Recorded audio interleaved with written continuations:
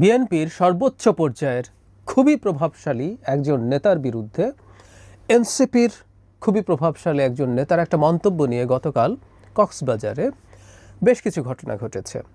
আমরা জানি এনসিপি তার দেশব্যাপী পদযাত্রা কর্মসূচি করছে, তারই অংশ হিসেবে তারা কক্সবাজার গিয়েছিলেন এবং সেখানে একটা বক্তৃতায় অনুষ্ঠানে জনাব নাসির উদ্দিন পাটোয়ারি বিএনপির জনাব সালাউদ্দিন আহমেদকে ইঙ্গিত করে, উনি সরাসরি তার নাম নিয়েছেন তা নয়, কিন্তু এত স্পষ্ট ক্লু দিয়েছেন তাতে এটা জনাব সালাউদ্দিন আহমেদ, এটা নিয়ে আর কোনো কনফিউশন থাকে না।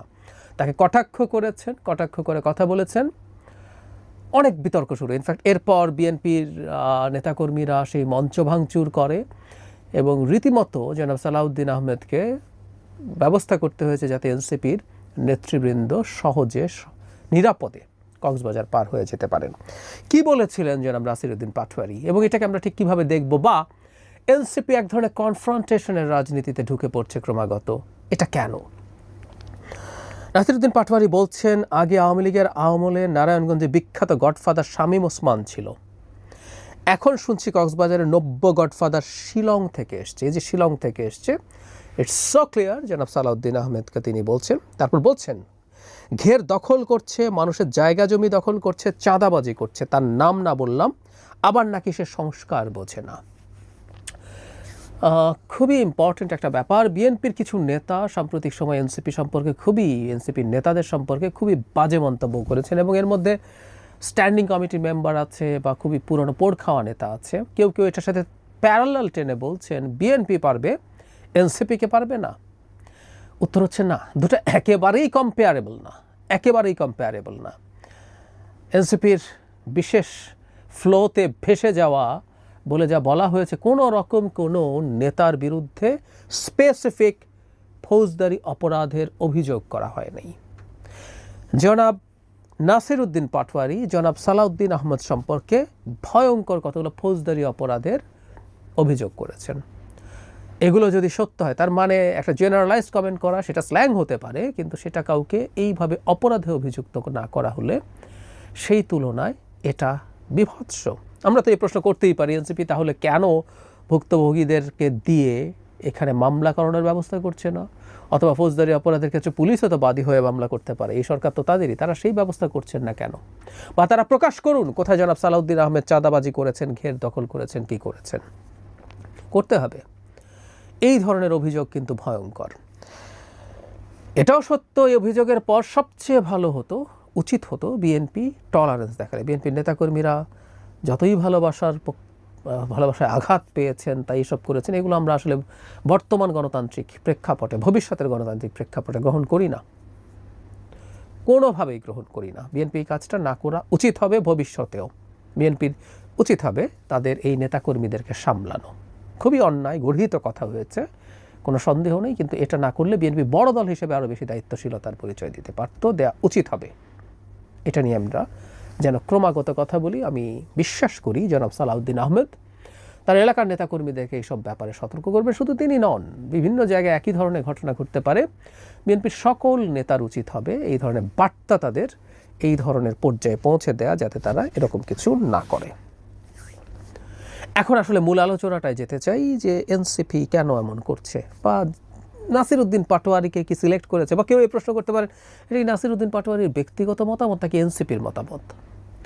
যেন পাটোয়ারি রিসেন্ট সময়ে নানা রকম বিতর্কিত মন্তব্য করছেন। আমাদের মনে হয় অন্তত দুটো মন্তব্য। বিএনপি 50 থেকে 100 সিট পাবে, এটা হলো 400 সিট, মানে ওরা ধরেই নিয়েছেন সংস্কার হয়ে 400 সিট হবে, আর এনসিপি 300-র মতো সিট পাবে বলে তিনি মনে করেন।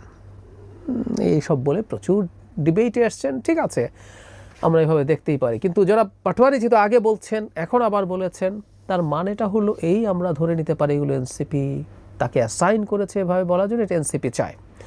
মাত্র কয়েকদিন আগেই গোপালগঞ্জে একটা কনফ্রন্টেশনাল পরিস্থিতি তৈরি হয়েছিল। আমি মনে করি এক ধরনের উস্কানির কথা আমরা বলছি। মার্চ টু গোপালগঞ্জ, অবশ্যই মনে হতে পারে পদযাত্রা কেন মার্চ হয়ে যাবে, কিন্তু এটা না হলেও সমস্যা হতে পারত। কিন্তু ওখানে একটা কনফ্রন্টেশন এবং সেটার রিয়াকশানে তারা আবার নানান কিছু বলছে, এটা তাদের রাজনীতিতে সাহায্য করছে, তাদেরকে প্রাসঙ্গিক করে রাখছে। রাজনীতিতে রেলেভেন্স ইজ ভেরি ইম্পর্ট্যান্ট। ঠিক একইভাবে এখন কক্সবাজারে এই ঘটনা ঘটার পর তারা আবার প্রাসঙ্গিক হয়ে উঠলেন।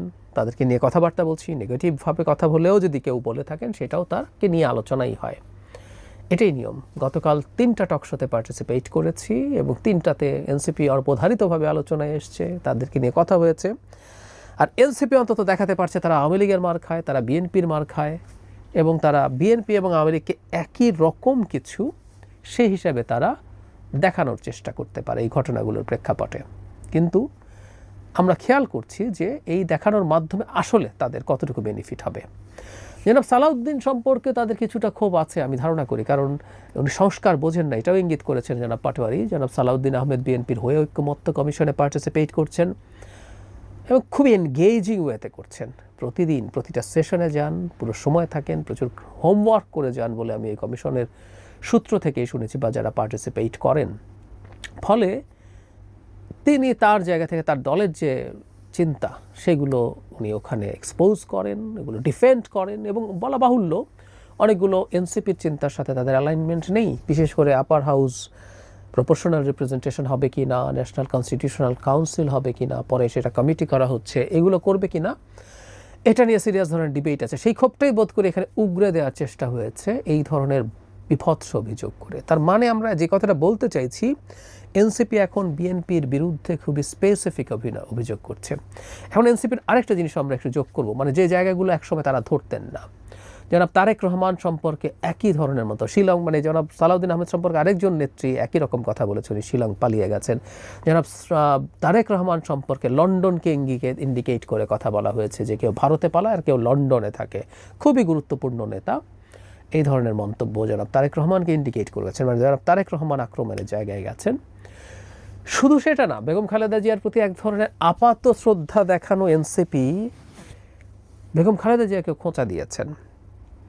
জনাব নাহিদ ইসলাম, আমি এনসিপির যাকে সবচেয়ে শান্ত, ধৈর্যশীল এবং গভীর ইমোশনের মানুষ মনে করি, যিনি অন্তত উটকো কথা, ফাটকা কথা বলে ফেলেন না এরকম, জনাব নাহিদ ইসলাম বলছেন আমরা গোপালগঞ্জের নাম পরিবর্তন করে দিতে আসিনি। স্পষ্টভাবে বেগম জিয়াকে ইন্ডিকেট করেছেন। আমাদের মনে আছে নিশ্চয়ই তার বাড়ির সামনে বালির ট্রাক রাখাকে কেন্দ্র করে তিনি ক্ষুব্ধ হয়ে ধরে একটা মন্তব্য করেছিলেন। আমরা এই নারীকে খুব হাতে গোনা 2-1বার মেজাজ হারাতে দেখেছি, সেটা সেরকম একটা সিচুয়েশন। এবং যেন নাহিদ ইসলামের মতো মানুষ সেটাকেও খোঁচা দিচ্ছেন। বেগম খালেদা জিয়া একজন অসুস্থ মানুষ, অত্যন্ত সিনিয়র সিটিজেন, কিন্তু না, তাকেও ছাড়া হচ্ছে না। তার মানে আমরা এভাবে বলতে পারছি এনসিপি আসলে বিএনপির সাথে একটা সাংঘর্ষিক পরিস্থিতিতে যাচ্ছে। কেন?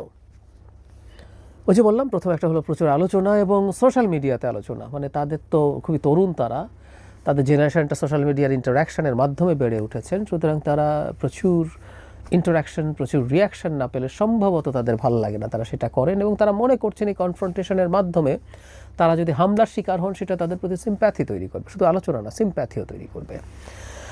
আর আরেকটা ব্যাপার আমার একটু বলা দরকার বলে মনে হয়, তারা নির্বাচন পেছাতে চান, শুধু সেটাই না, তারা সম্প্রতি এই যে বিএনপির সাথে কনফ্রন্টেশন করে চাপ তৈরি করতে চাইছেন যাতে তারা বিএনপির কাছ থেকে ইলেকশনে কোনো ল্যাভারেজ পান। তাদের সিটের এক্সপেকটেশন আছে, তারা কিছু আলোচনা করেছেন সিট নিয়ে, এই ধরনের একটা আলাপ নিয়ে আমি একটা ভিডিও করেছিলাম।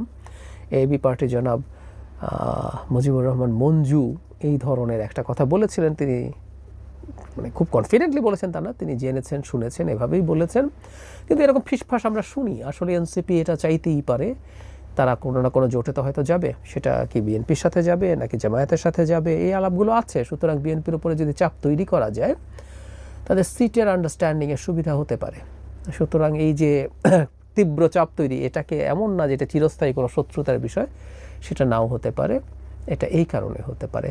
হোয়াট এভার, আমি ব্যক্তিগতভাবে মনে করি রাজনীতিতে কতগুলো রেড লাইন আছে, এটা একটা রেড লাইন ছিল। এই রেড লাইনগুলো আমরা ক্রস না করা ভালো। আমরা সমালোচনা করব, বিতর্ক করব। আমি এটা বলি যে বিএনপির সংগঠন হিসেবে কতগুলো অপরাধ বেশ কিছু মানুষজন করছে, স্পেসিফিকলি এরকম কেউকে না বলেও, যদি প্রমাণ না থাকে, সেগুলো নিয়ে তারা রাজনীতি করবেন। তারা বিএনপি খারাপ, তুমি বিএনপির কাছে যেও না, তুমি আমার কাছে আসো, এটা বলবেন। কিন্তু একটা ব্যক্তিকে নিয়ে এই ধরনের অভিযোগ, ফৌজদারি অপরাধ অভিযোগ এইভাবে করা, এটা বিভৎস। আর একটা কথা একটু যোগ করে রাখা জরুরি হবে, এই যে শিলং থেকে, শিলং চলে গেছেন, শিলং পালিয়ে গেছেন, শিলং থেকে এসে, মানে শিলং অবস্থান করা নিয়ে সো কল্ড খুবই they are very influential as well, কিন্তু মানে সংখ্যার দিক থেকে আমি জানি না আদতে কতটুকু ইম্প্যাক্ট তারা রাখেন। কিছু ইনফ্লুয়েন্সার আছেন তার এই গুম হওয়া নিয়ে কটাক্ষ করে এবং এনসিপিও এই কটাক্ষ করছে। আমি প্রায় বলেছি যে সেই গ্রুপটার সাথে তাদের সাথে এনসিপির অ্যালাইনমেন্ট বিভিন্ন ক্ষেত্রে আমরা দেখি। মানে একটা মানুষ বর্বরতম একটা অপরাধের শিকার হয়েছেন, সেই মানুষটাকে নিয়েও তাচ্ছিল্য বিদ্রূপ করা হয়। এটা অত্যন্ত নিম্ন রুচির পরিচায়ক, অত্যন্ত নিম্ন রুচির পরিচায়ক। হতেই পারে তার সংস্কার নিয়ে আলোচনা তাদের পছন্দ হচ্ছে না, তাদের চিন্তা ভিন্ন হতেই পারে, কিন্তু তার জন্য এই জিনিসগুলোকে কটাক্ষের পর্যায়ে নামা এনসিপির মতো দলের কাছ থেকে আমরা এক্সপেক্ট করি না। মুখে অন্তত তারা নতুন বন্দোবস্তের কথা বলেন, এটা তাদের মাথায় রাখতে হবে।